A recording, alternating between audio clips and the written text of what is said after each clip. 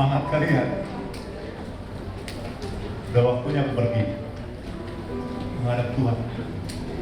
Karena para penerus jauh lebih semangat, jauh lebih powerful. Kita bisa mendengar kisah bahwa banyak remaja pemuda hanya pemain kandang. Kamu ngerti maksudku? Pemain kandang. Kalau di gereja merang melek, lompat-lompat, sampai di luar hanya pecundang. Artinya kita bukan siapa-siapa ternyata. Hanya di kandang kita siapa-siapa. Di luar kandang kita hanya pecundang saja gitu. Dan ini tantangan saya kepada kalian teman-temanku. Ini tantangan saya juga kepada Jerome, abangmu. Ketika orang bertanya kepada saya, kenapa berani menyekolahkan anak di luar negeri? Apa nggak takut rusak? Saya berkata kepada orang yang bertanya, memangnya di Surabaya nggak bisa rusak? Di Bandung nggak bisa rusak? Yang paling penting adalah bahwa abangmu, Jerome, dia mengenal Tuhan, yang pertama, takut akan Tuhan, yang kedua. Dan saya berkata padanya, Tuhan yang Papa layani di Indonesia bersama dengan engkau adalah Tuhan yang harus kau layani di Jepang. Dan aku semua bersyukur sekali bahwa abangmu atau temanmu Jerome menjadi sangat satunya dengan sangat baik. Kalau hari ini videonya trending, pasti sesuatu yang mulia di situ dia rasakan dan juga teman-teman rasakan. Tapi jangan-jangan kamu nggak kenal Jerome juga kali ya? Ya nggak apa-apa juga. Jadi saya punya anak 3 orang adik-adikku. 3 orang, pertama Jehian, dia alumni dari ITB, teknik mesin pesawat. Dia penggemar fisika. Dia sekolah dari sebelah sini, SMA 5. Ada SMA 5 di sini? Oh, itu abangmu ya, abang kelas. Ada lagi SMA 2? Ada SMA 2, itu juga abangmu. SMA 6? 9? Oh, hanya 2 dan 5 di sini berarti. Saya harus berkata istimewa banget ya cara kalian beribadah. Serius. Ada seorang pendeta di Amerika, dia gereja baptis. Gak ada yang namanya gereja baptis itu lompat-lompat, nari-nari, kemudian tepuk tangan, gak ada. Tapi pendeta ini jemaatnya lompat, berdiri, angkat tangan kayak kamu tadi. Lalu teman-teman pendeta dari gereja baptis lain bilang gini, gerejamu kelainan, jemaatmu lompat, nari-nari di gereja, kamu kelainan gerejamu. Si pendeta jawab gini dengan enteng, buat aku sih nggak problem jemaatku lompat, yang penting dia turun.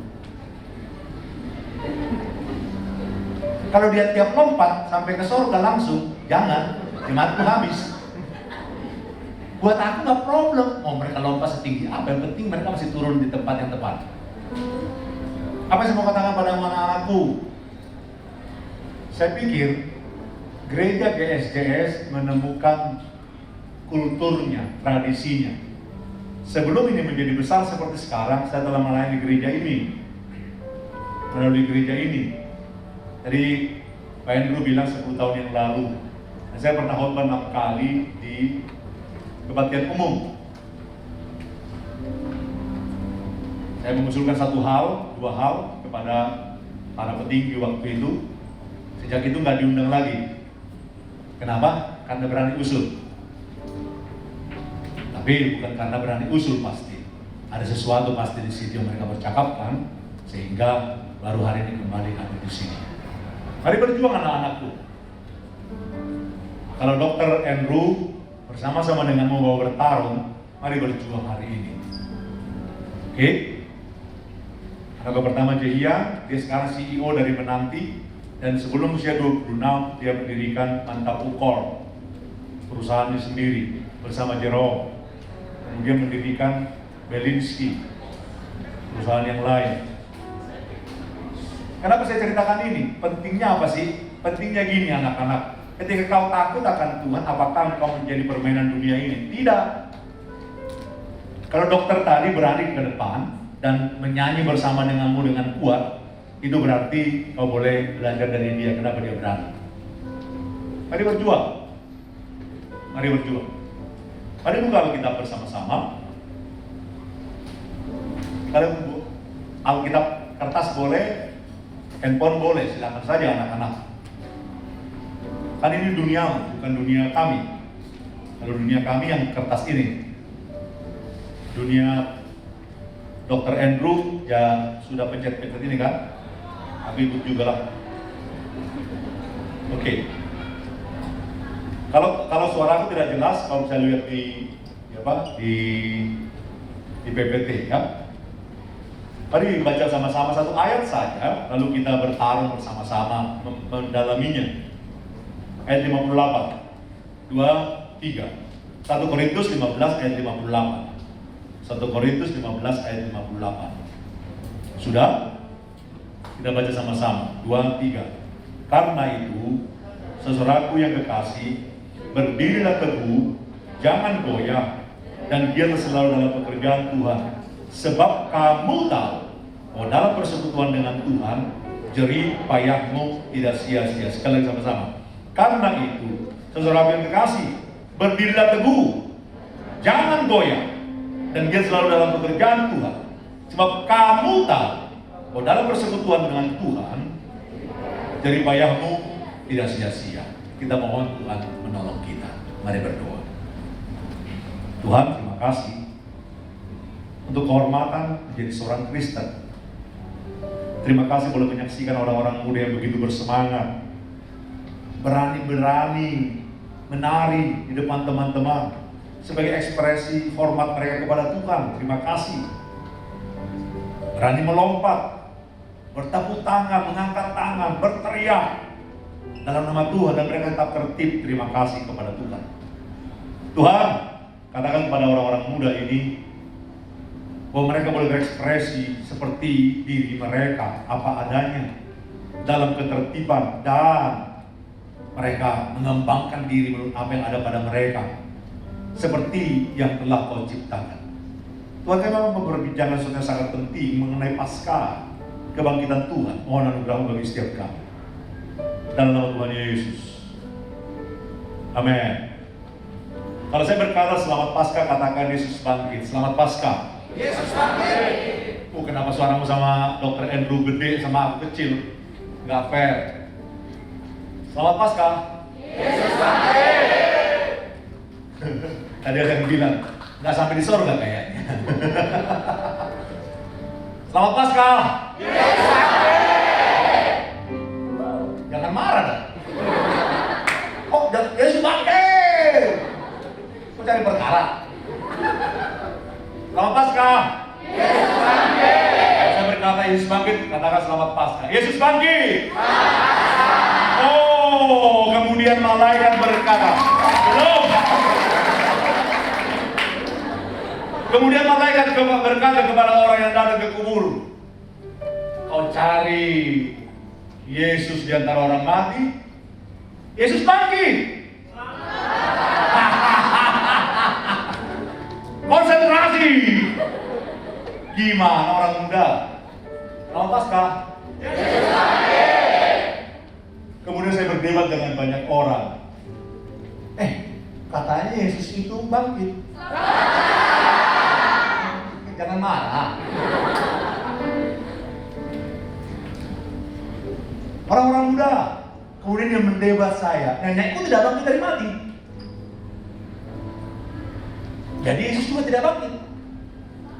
Enggak, kan tidak bangkit. Sampai kemudian saya meyakinkan dia mengenai banyak hal karena memang Yesus bangkit. Oke, selamat Paskah. Teman-teman sekalian, mari berjuang. Alat saya kayaknya kurang nampak. Gini deh, setiap saya begini kamu begini situ. Habis Oke, ada kalimat ini. Karena itu berdirilah teguh, jangan goyah, dan giat selalu dalam pekerjaan Tuhan. Kita akan dalami. Lihat Alkitabmu terus, kita coba mendalami. Karena begini anak-anakku semua, nyanyian tadi membuat kau melambung tinggi, saya khawatir kau lupa turun. Turunnya apa nak? Ada pondasi kan? Kalau pondasi kita tidak bagus, kita akan menemukan seperti yang saya pernah temukan di Jakarta.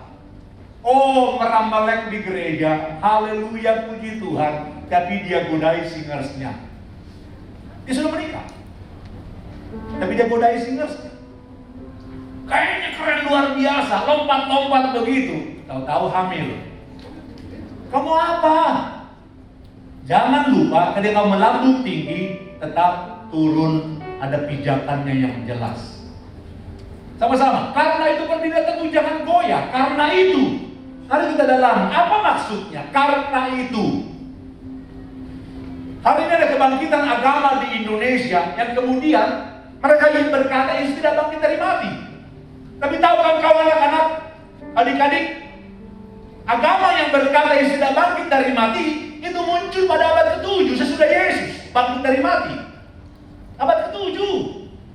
Sesudah iman Kristen pada abad ke-3 dan ke-4, Yesus bangkit dari mati. Tiba-tiba pada abad ke-7 ada orang berkata Yesus tidak bangkit dari mati, bahkan Yesus tidak dikuburkan. Kenapa? Karena dia tidak mati. Apa ini? Mereka mau mengatakan orang Kristen itu gila karena percaya Yesus bangkit dari mati. Padahal siapa yang gila masalahnya? Siapa yang otaknya dikatakan tidak jalan? Mereka berkata kita otaknya tidak jalan karena berkata Yesus bangkit dari mati. Tapi tahu kan kau anak-anak, jika abad pertama Yesus bangkit dari mati, ada para rasul di situ mengatakan Yesus bangkit dari mati. Kemudian abad kedua, abad ketiga ada perdebatan gereja. Abad keempat sudah Yesus bangkit dari mati. Trinitas terjadi. Itu bukan karena gereja membuat Trinitas maka Trinitas terjadi, karena Alkitab menuliskan mengenai Trinitas. Memang istilahnya tidak ada, tapi jelas dikatakan itu ada. Kalau kau pahami Alkitab dengan sungguh-sungguh, bukan karena gereja buat maka Trinitas ada, tapi karena itu tertulis dengan jelas pengertiannya harus seperti itu, maka gereja menyimpulkannya. Jadi orang-orang muda, dia sama-sama iman yang kau imani, iman yang ku imani, itu ada pada posisi yang begitu teguh, fondasinya begitu kuat. Yesus bangkit. Tinggal 3 orang. Jadi kebangkitan Yesus bukan karena kataku Yesus bangkit dari mati maka dia bangkit, tapi karena dia bangkit maka aku berkata Yesus bangkit. Ulangi sama-sama. Ulangi kata-kata ini. Bukan karena aku berkata Yesus bangkit maka Yesus bangkit, tapi karena Yesus bangkit maka aku harus berkata Yesus bangkit. 2, 3. Ulangi kata-kata itu. Bukan karena aku berkata Yesus bangkit dari mati maka Yesus bangkit dari mati. Ngomong.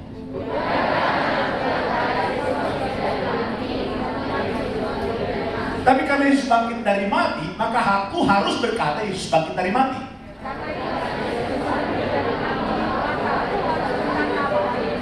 Ada orang berkata, Yesus tidak bangkit. Saya berkata begini, gua nggak peduli. Kenapa? Apapun katamu nggak penting. Kenapa? Karena dia bangkit.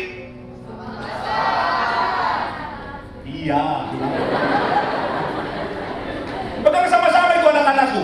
Jangan kehilangan makna karena kita sedang coba dikatakan bersoal jawab. Jangan. Bukan karena aku berkata Yesus bangkit maka Yesus bangkit, tapi karena Yesus bangkit maka saya harus berkata Yesus tidak bangkit. Yesus bangkit. Kalau orang berkata Yesus tidak bangkit, apa saya katakan? Gua nggak peduli. Gua nggak peduli. Karena memang Yesus bangkit dari mati. Dari mana kau tahu? Secara sejarah bahkan dikatakan teman-temanku, Yesus bangkit dari mati bukan sesuatu yang sulit untuk dipertahankan. Justru berkata Yesus tidak bangkit dari mati susah dipertahankan. Kenapa? Saya ulangi lagi. mempertahankan Yesus bangkit dari mati lebih mudah daripada mempertahankan Yesus tidak bangkit dari mati. Kenapa? Ada Pak Andrew. Kenapa ada Pak Andrew bisa mengatakan Yesus bangkit dari mati lebih mudah dipertahankan daripada Yesus tidak bangkit dari mati? Karena gereja dekat itu. Gereja berkata Yesus bangkit dari mati, dan gereja ada karena Yesus bangkit dari mati. Jadi kalau orang berkata Yesus tidak bangkit dari mati, dia sedang menghina gereja, menghina seluruh orang percaya sepanjang zaman. Lalu sekarang beberapa artis yang berkata, kayaknya Kristen itu kurang relevan buat gue. Yang lebih relevan adalah agama tertentu. Saya bilang bodoh sekali. Saya belum bodoh sekali. Atau kemungkinannya adalah lo nggak ngerti Kristen, lalu lo ngaku Kristen, lalu kalau sekarang berkata lebih keren kayaknya kalau gue nggak jadi agama tertentu, bukan agama Kristen. Saya bilang bodoh sekali. Hei, engkau boleh menghina siapa Yesus kalau kau sudah belajar. Persoalannya adalah sedalam apa kau belajar. Maafkan kalau banyak orang Kristen berani bicara tanpa belajar. Maafkan kalau banyak pendeta berani bicara tanpa belajar. Dan sekarang ini gereja dihina orang karena begitu banyak pendeta berani bicara tanpa belajar. Saya menantangmu, berani belajar, sedikit bicara. Bahan saya boleh? Nggak terlalu jauh kan? Oleh Injil itu kamu diselamatkan. Oleh Injil, karena itu, karena apa? Oleh Injil itu kamu diselamatkan. Apa itu Injil? Apa itu Injil? Angkat tanganmu, saya kirim menanti. Oh iya, iya serius.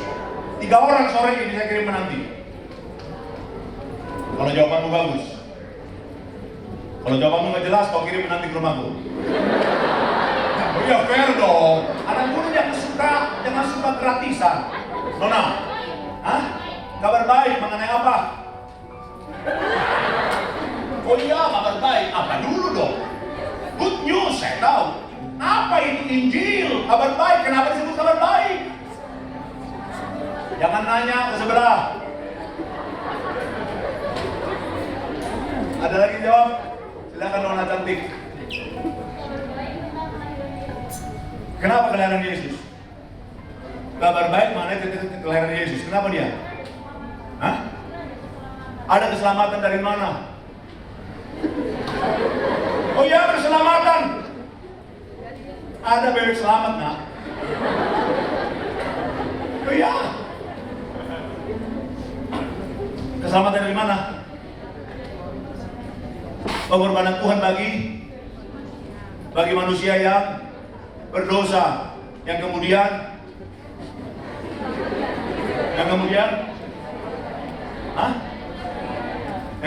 percaya, mama. Yang diselamatkan yang percaya, mama. Keselamatan dari dosa bagi mereka yang percaya, mama. Keselamatan bagi manusia berdosa yang percaya. Itu makna salib.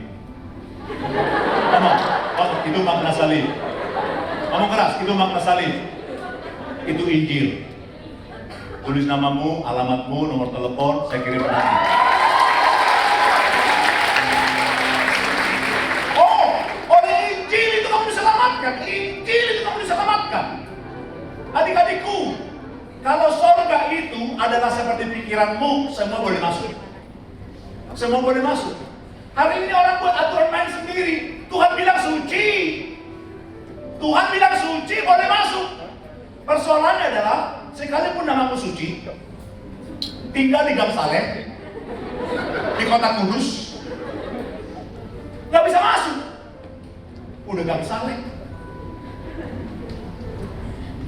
kota Kudus, namamu suci. Kau bilang kepada Petrus, saya harus masuk Pak. Kenapa? Nama saya suci Pak. Dari kota Kudus, Gang Saleh. Petrus bilang nggak boleh masuk. Tapi saya suci Pak. Karena orang suci boleh masuk. Iya, tapi kamu boleh masuk. Apa yang mau katakan anak-anakku? Bukan sucimu yang dimaksud, sucinya Tuhan yang dimaksud. Sucinya apa sucinya standar Tuhan. Dan standar Tuhan suci adalah sama sekali tidak bernoda. Siapa yang tidak bernoda? Ya orang suci. Nama saya suci, Pak? Bukan! Orang-orang muda. Mari pegang itu. Semua orang buat standar, maka semua boleh masuk menurut diri masing-masing. Tapi kelak kalau ketika kau berhadapan dengan pengadilan, Tuhan boleh masuk, nggak boleh masuk. Karena standar yang dipakai standar Tuhan, bukan standar yang lain. Hari ini orang berkata, aku puasa, aku masuk. Aku menderita, aku boleh masuk. Aku balas dosaku, boleh masuk. Kalau mau bertarung dengan Paulus. Puasa 2 kali seminggu. Mentaati hukum Taurat seperti orang Farisi. Mengkhususkan diri. Tapi Paulus ketika berjumpa dengan kemuliaan Tuhan, langsung saja dia merasa dirinya berdosa. Kenapa? Kesucian Tuhan suci, tiada bercela. Kesucian Paulus, kesucian Yesaya, kesucian yang bernoda. Suci menurut Paulus, suci menurut Yesaya. Tapi ketika berhadapan dengan kesucian Tuhan, bukan apa-apa. Maka Yesaya berkata apa? Kesucian manusia, kesucian kain kotor. Ada orang menerjemahkan itu kain, seperti kain kotor di situ adalah seperti perempuan dahulu karena belum ada pembalut, dia pakai kain. Nah, kesucian kain kotor itu adalah kesucian orang yang menggunakan kainnya untuk menutup haidnya. Itu kain kotor, najis. Bahkan udah suci pun menurut Israel di hadapan Tuhan, menurut Yesaya najis. Maka kemudian orang berkata, Tuhan kalau begitu bagaimana orang sampai ke surga? Bagaimana boleh menyelamatkan diri? Paulus berkata, oleh Injil itu kamu diselamatkan. Anak-anakku, siapa yang boleh masuk? Yang boleh masuk yang percaya Injil. Bukan mengandalkan kesucian diri, bukan mengandalkan aku, tapi mengandalkan Tuhan yang memberikannya kepadamu. Bagianmu apa? Terima. Ngomong sama-sama, bagianku terima. Katakan, bagianku terima. Lihat sama-sama. Bukan karena kau berkata, kau percaya, maka kau boleh masuk surga. Aku beriman, aku masih masuk surga. Tunggu dulu. Tuhan ngomong gak? Pokoknya beriman, aku pasti masuk. Tunggu dulu, Tuhan ngomong gak? Iman itu penting. Ketika Tuhan berkata imanmu penting, maka imanmu penting. Tapi kalau Tuhan tidak berkata imanmu penting, kemungkinan kau beriman kepada yang lain, bukan kepada Tuhan. Jadi yang paling penting apa? Imannya? Bukan. Yang paling penting adalah Tuhan yang membenarkan iman. Ngomong sama-sama. Yang paling penting Tuhan yang membenarkan iman. Jadi kalau Tuhan berkata oleh iman itu artinya iman itu, gak ada yang lain. Oleh Injil itu, gak ada yang lain. Anak-anakku, Tuhan bilang oleh Injil itu, gak ada yang lain. Kau berkata, enggak, ini kok caranya. Tapi Tuhan berkata, Injil itu caranya, gak ada yang lain. Mari, klik lagi. Ada kalimat, Kristus telah mati karena dosa-dosa kita. Kristus telah mati karena dosa-dosa kita. Kalau Dylan berkata, aku saja, kamu tidak akan mampu. Itu diambil dari sini. Oh ya, kau nggak mampu, kita nggak bisa. Kenapa orang berkata bisa? Karena orang berkata begini, 10 hukum, salah satu masih 9. Itu versi kita. Versi Tuhan adalah 10 hukum, maka 1 dilanggar, kau melanggar semua masalahnya. Bukan seperti matematika di sekolah, salah 1 maka 9 benar. No. Ini adalah salah 10 hukum, kau salah 1, berarti kau melanggar 10-10-nya. Kenapa? Hukum itu seperti rantai. Putus 1 mata rantai, yang terjadi dengan rantai. Masih rantai? Kau berkata, kalau gitu gimana bang? Tuhan berkata, lanjutkan.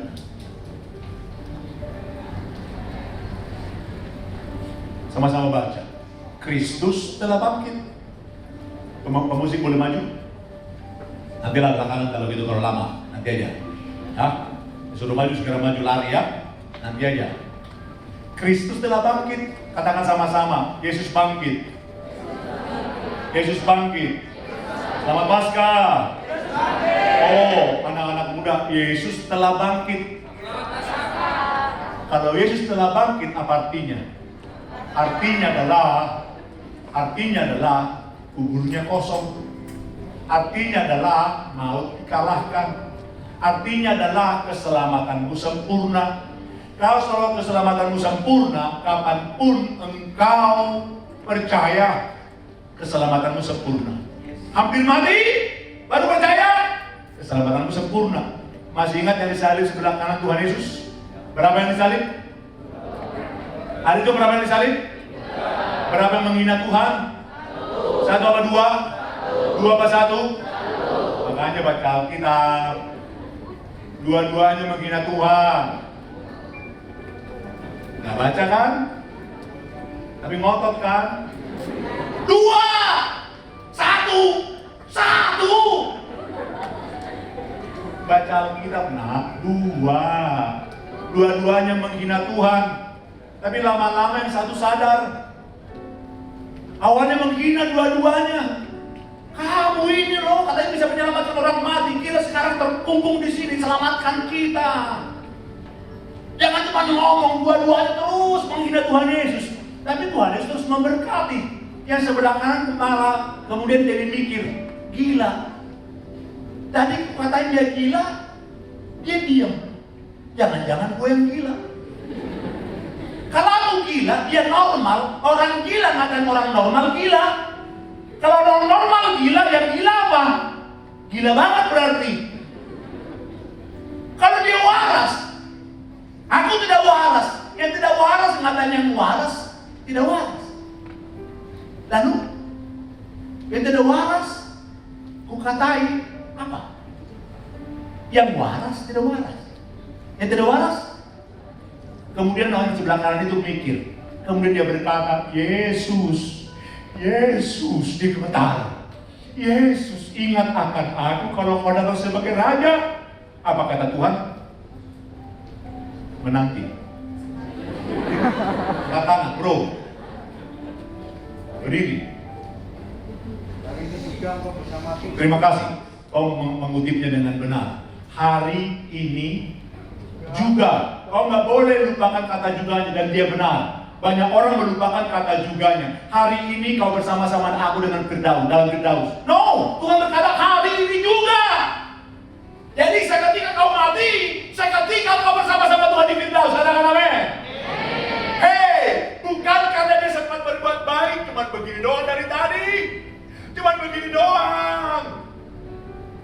Tapi Tuhan bilang kau bersama-sama dengan aku di Firdaus. Kenapa? Dia percaya kepada Tuhan yang berkata. Lanjutkan. Kasih karunia. Kasih karunia, segala usaha tidak pernah sampai. Segala keuangan kita gak bisa beli. Segala pertarungan kita gak bisa mencapai standar. Itu kasih karunia. Lalu diberikan kepadamu. Bilang sama-sama, diberikan kepadaku. Bagianku terima. Hei, berdirilah teguh. Maka saya menantangmu. Satu kali, nggak lagi kita menggunakan ruangan ini. Kita akan menggunakan ruangan umum. Kenapa?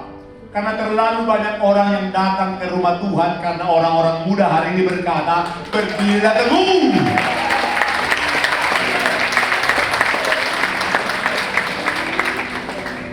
Kau berdiri teguh karena kasih karunia, bukan karena aku, tapi karena kasih karunia. Sekarang bagianku apa? Ku lakukan bagianku. Ku bertarung dalam bagianku. Sebagai orang muda, aku jagai pacarku. Aku menjaga hidupku kalau belum punya pacar. Aku tidak akan menyontek. Kenapa? Oh, kasih karunia itu telah menerima aku. Maka bagianku adalah belajar hidup berpadanan dengan Tuhan. Lanjutkan. Sama-sama baca. Karena itu berdiri dan teguh, baca keras.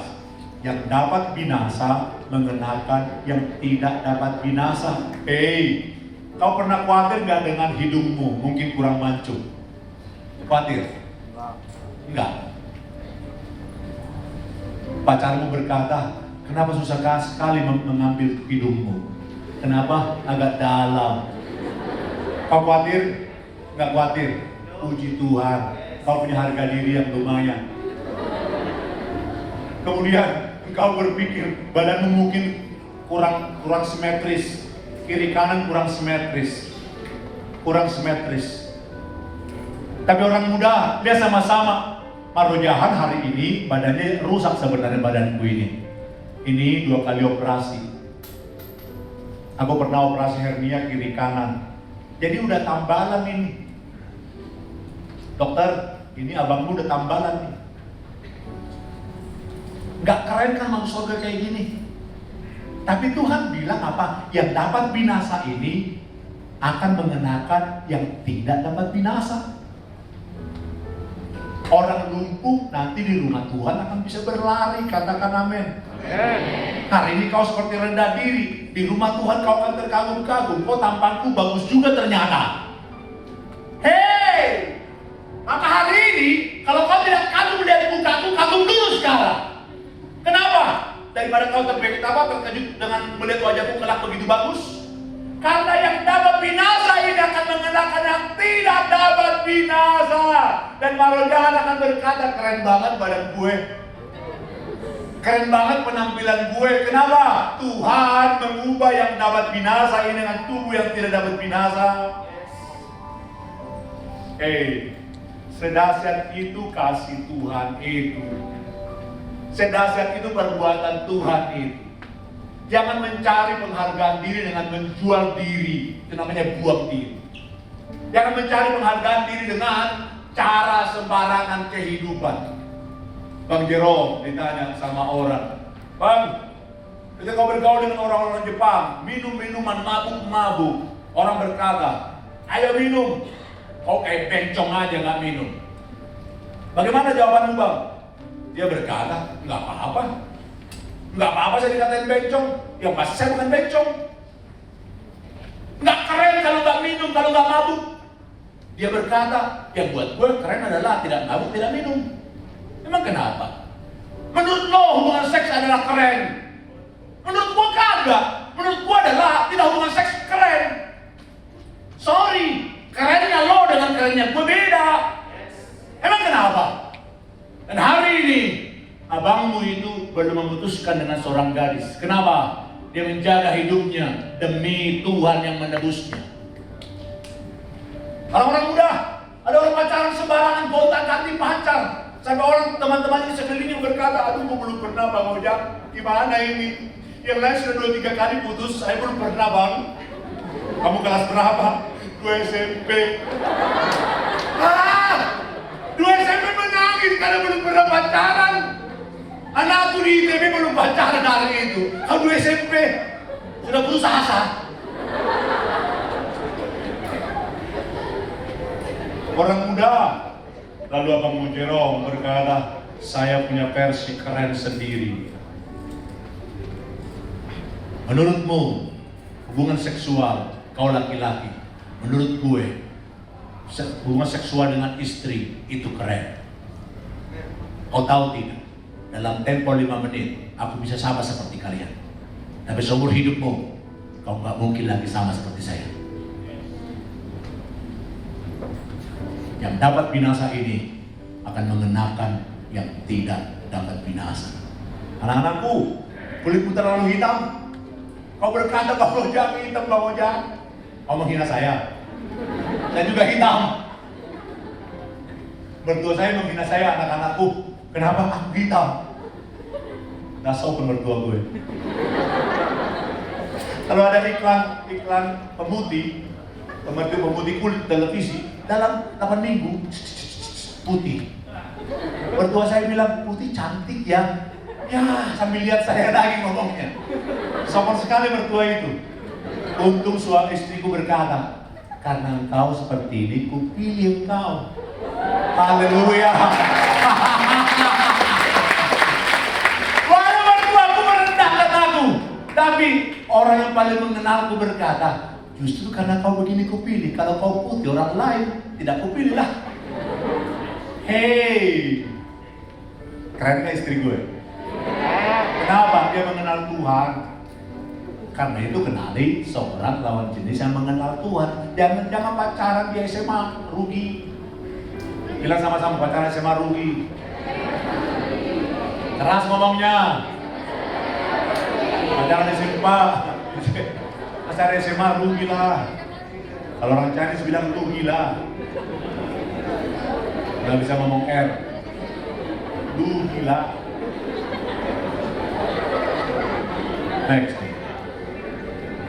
Memungkinkan, sama-sama baca, memungkinkan Paulus mengatakan maut telah ditelan dalam kemenangan. Oh, maut telah ditelan dalam kemenangan. Kemenangan 2-1 dalam bola tipis atau mutlak? Tipis. Indonesia lawan Australia 13-0, tipis atau mutlak?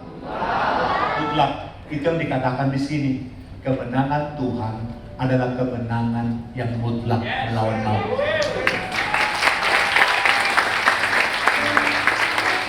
Tunggu dulu, Yesmu keren.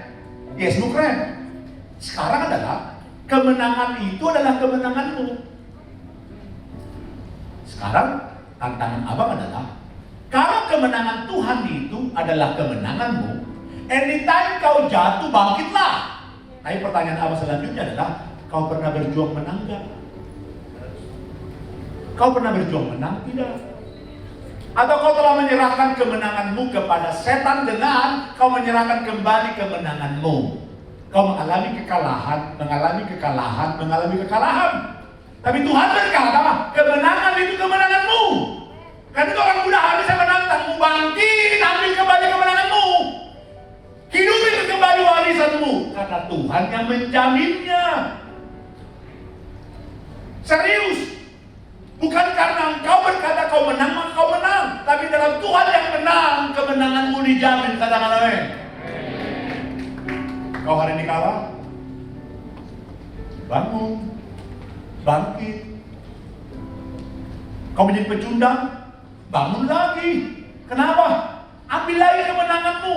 Dan jangan lupa anak-anak, kau jangan tertipu dengan kalimat begini. Kayaknya enak ya menjadi seorang yang bukan Kristen, lebih bebas.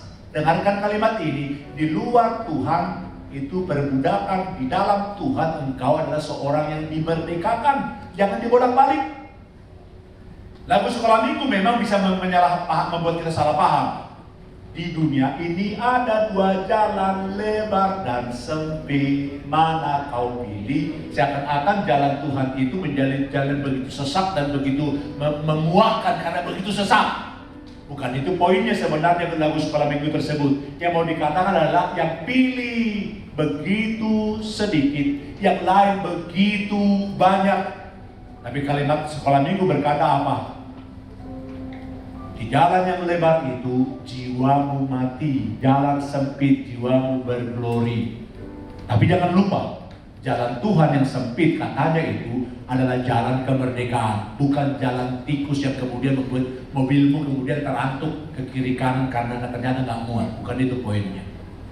Jalan itu kemerdekaan. Lanjutkan. Sama-sama baca. Kau baca dengan berani. 2, 3. Hai maut, di manakah kemenanganmu? Hai maut, di manakah sengatmu? Ini kalimat Paulus. Dia sanggup berkata, hai maut, di mana kemenanganmu? Hai maut, di mana sengatmu? Apa artinya? Dia menantang dikatakan kuasa kegelapan. Dia menantang dikatakan kuasa-kuasa yang pernah mengalahkan dia. Dengan gagah sekarang dia berkata, kemenanganku, kemenangan Tuhan yang menjadi jaminannya. Karenanya aku boleh menantang kuasa kegelapan yang telah dikalahkan oleh Tuhan yang menang dari maut. Hai maut, di mana kemenanganmu? Hai maut, di mana sengatmu? Ketika Abang Andrew tadi membawa nyanyian di sini, kita buat iblis gemetar. Saya tutup mata di sini dengan lama. Saya mau berkata yang sama kepadamu dengan kalimat-kalimat teguh. Bukan karena kau sanggup menyanyikannya, tapi karena kau memegang kemenanganmu. Kau menghidupi kemenanganmu.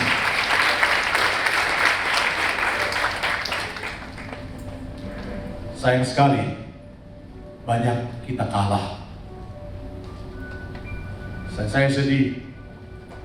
IG gereja palsu menjadi terkenal karena pendeta-pendeta yang sembarangan berbicara. Yang belum masuk kan? Jangan sampai.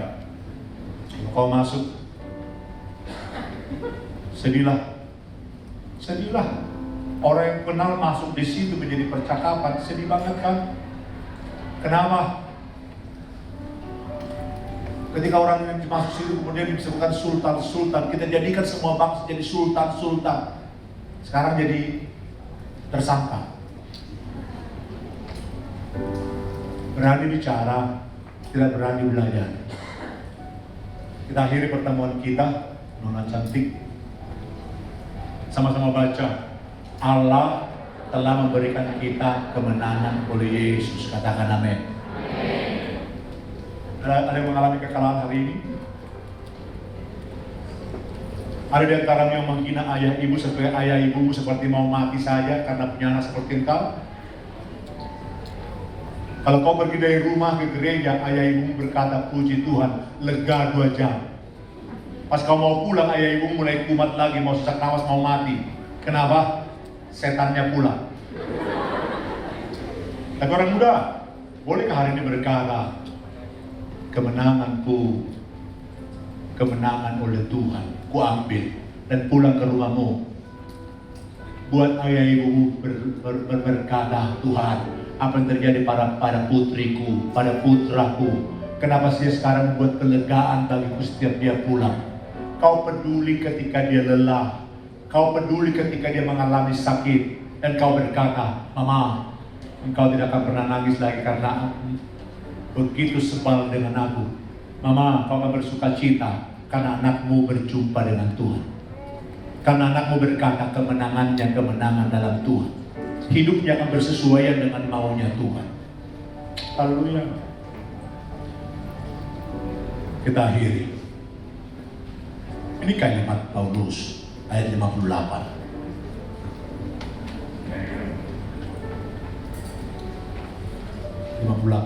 Bawahnya. Ini sama-sama baca. Karena itu berdirilah teguh, jangan goyah. Dia selalu dalam pekerjaan Tuhan. Apa katanya? Berdiri teguh. Sama nggak berdiri teguh dan jangan goyah? Anak-anak muda, dengarkan kalimat terakhir ini. Sama nggak artinya berdiri teguh jangan goyah? Berdirilah teguh, jangan goyah. Sama nggak? Hampir sama. Sekarang mau ditanya adalah kenapa diulangi 2 kali? Kenapa? Paulus mau berkata kepada kita, betapa ruginya kalau kau mengalami goyang dalam iman itu. Rugi di sini, rugi di sana. Keselamatan itu berlangsung di sana dan di sini. Dan Paulus berkata, karena itu berdiri teguh, jangan goyah. Goyang-goyang dalam iman, kerugian besar, kebodohan besar. Kenapa? Sesuatu yang begitu mulia, kau jangan pernah dikatakan tinggalkan. Terlalu mulia untuk disembarangi. Klik terakhir. Selesai. 2, 3. Sebab kamu tahu. Apa dia bilang? Sebab kamu tahu. Apa artinya anak-anak? Semua pelayan di gereja ini baca keras. Sebab aku tahu. Baca keras. Yang pelayan saja. 2, 3. Dengarkan kalimat ini. Sebab aku tahu. Engkau tahu. Kamu tahu. Paulus gak bilang sebab aku tahu, tapi sebab kamu tahu. Seorang percaya mengerti dia dalam jalan-jalan Tuhan itu begitu mulia. Karena itu, bolehkah kedatanganku kedua kali sesudah pandemi, di dalam pandemi ini, bolehkah Engkau dan saya bertekad, kita nggak adakan lagi gedungnya di sini karena pesertanya bertambah menjadi 2 kali lipat. Kau akan berkata, akan kuajak teman-temanku mengenal Tuhan Yesus. Kalau belum mau kenal, minimal mereka mau dengar dulu, tidak apa-apa, sampai mereka boleh mengetahui bahwa karena Yesus bangkit maka ada gereja. Karena Yesus bangkit ada gereja. Dan orang Kristen belum pernah menjadi orang yang mentuhankan manusia. Karena dia Tuhan, maka saya percaya dia Tuhan. Bukan karena dia manusia, kutuhankan maka dia jadi Tuhan. Jangan dibolak-balik anak-anak. Aku tahu YouTube membingungkanmu. Seakan-akan orang Kristen itu dikatakan membuat Yesus manusia itu menjadi Allah. Bukan. Karena dia Allah yang menjadi manusia, maka aku harus mempertuhankan dia. Dia Allah yang menjadi manusia. Jangan dibalik. Sebab kamu tahu, dalam persekutuan dengan Tuhan, jerih payahmu tidak sia-sia. Katakan sama-sama amin. Sekarang baca dengan pakai kamu dengan aku. Artinya kamu yang ngomong. 2, 3. Sebab aku tahu jerih payahku tidak sia-sia. Katakan amin. Pemusik maju. Pemusik maju. Lari.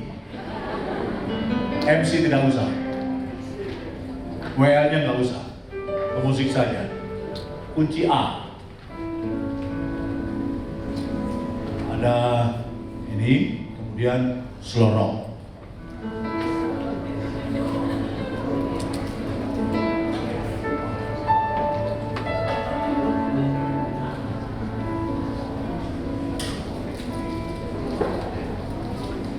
Kau tahu begini, ini lagu top hit saya seumur hidup. Suara saya tidak sebagus adikku yang badannya gede itu. Dia suaranya bagus banget dan kemudian dia punya komunikasi massa. Itu kelebihan anakku. Jadi kembangkan itu kelebihan. Itu akan menjadi berkat bagi rumah Tuhan. Tapi jangan lupa punya dasarnya ya nak. Dan kalau kau lompat dasarnya tidak jelas, bukan karena tubuhmu, bukan. No, jangan salah paham. Aku tidak pernah meremehkan orang kalau dia badannya besar lalu aku menghina, tidak. Poinku adalah, ketika kau begitu hebat memimpin puji-pujian, kau hanya punya dasar teologi yang bagus, dan kau jadi berkat bagi banyak orang.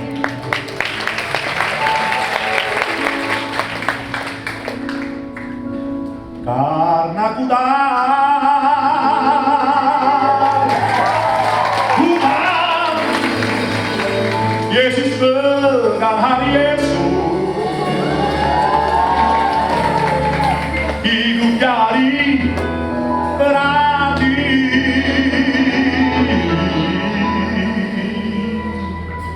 saat Yesus hidup.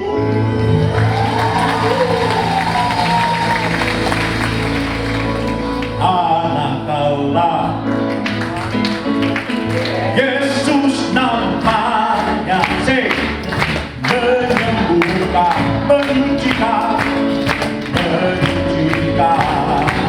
katakan mati tebus dosa tubuh kosong membuktikan Yesus hidup dari awal. Katakan anak Allah Yesus namanya menyembuhkan,